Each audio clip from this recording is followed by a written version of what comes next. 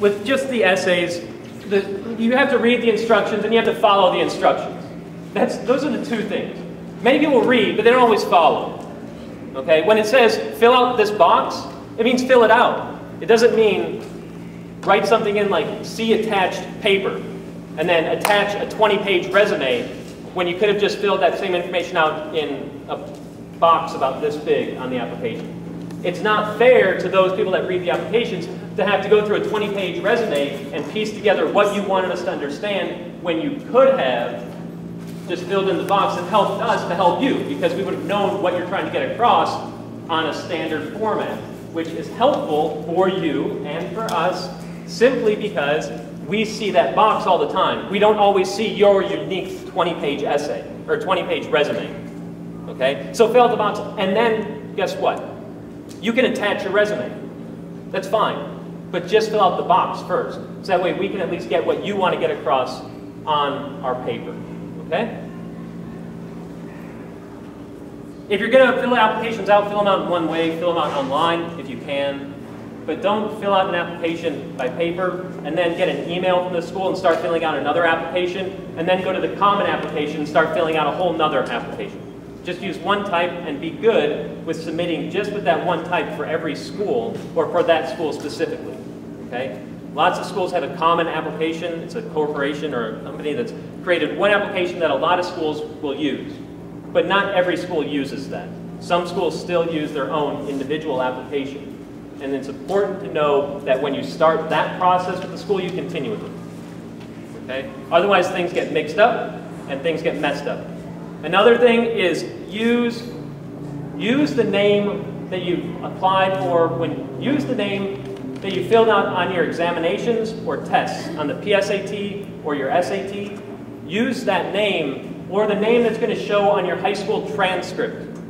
Okay?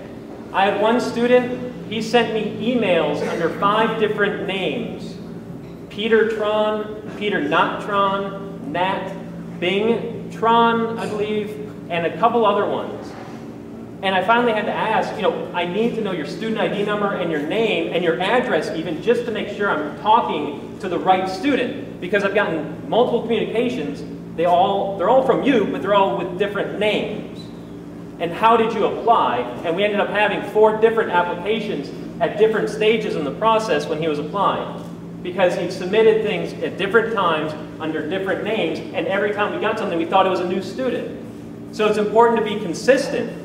And I always say, whatever your high school is going to send on the transcript, use that name as your name. And then when you get to college, then you can change it to whatever you would like to.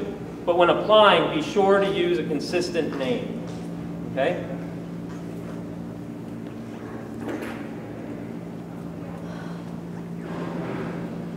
We already talked about that. Early decision. When you go to apply to school, just watch for what the different decision plans. There's early decision, there's early action, and there's regular decision at most institutions. And then there's regular decision with a rolling admission. Okay? Early decision is binding. If you want to go to that school, you're 210% sure you want to be there, and they have an early decision, you can apply, get in, and pay your deposit and be good to go. And be done with the process, usually as early as January. But it's binding. You can't apply to any other school. You won't get decisions from other schools. You won't get scholarships from other schools. You are making your decision very early. This choice I don't always recommend, and many schools don't even offer it anymore. Usually only private schools offer early decision because of the binding nature. But ask about it. That's all you can really do, is ask. If you see a school that offers early decision, ask yourself, do you want to be there? Period. Because if admitted, you're expected to attend. And that's a tough decision to make in December of a student's senior year in high school, when you have an opportunity to wait all the way until April to make that decision. Okay?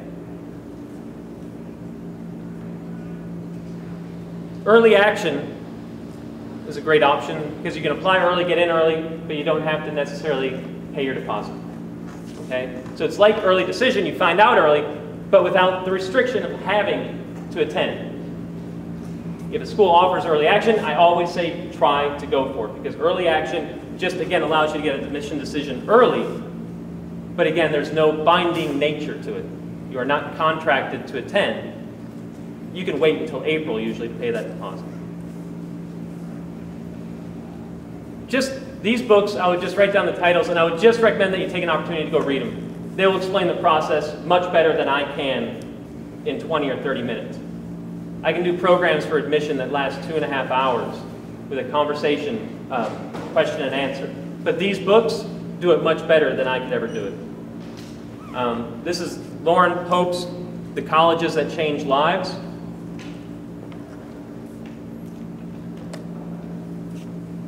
Got it? The Gatekeepers. This book goes over what I do for a living. Traveling around, talking, meeting students. It's a real book, and it's about one of the selected schools in the country. I would highly recommend this one. It's actually a good read. It's not boring.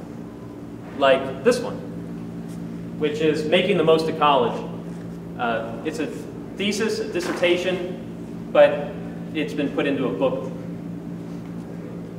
It's boring, yes, but it has a lot of inspiring stories, and I do encourage that this one be read as well.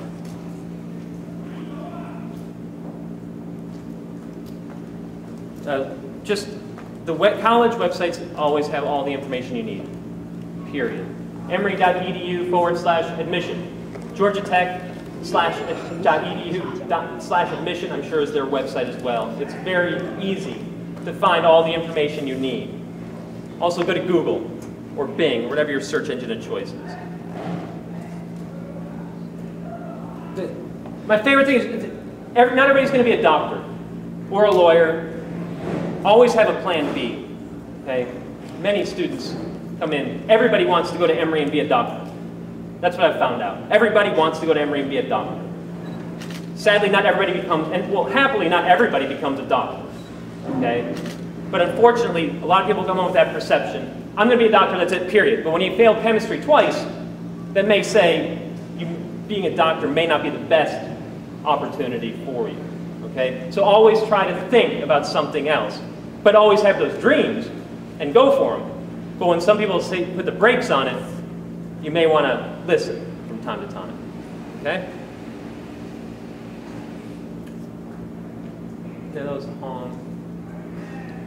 Applications, just 30 applications for this one student. When they were sending an email asking us to update something, they sent it to 30 colleges that they needed to update it with.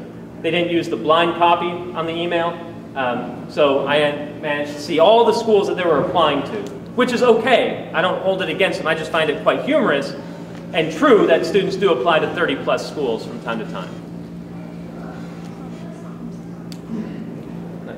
These were just cartoons. I can't help myself. Basically, the bottom reads, you can have fun just as long as it enhances your college application. That's from the New Yorker, I think. And this one's all about being in kindergarten and having SAT prep. Families are starting students in SAT prep very early. Maybe not this early. If you do, I'm sorry, student. But at the same time, SAT prep is good, and going for it, it's great. I just like the cartoon.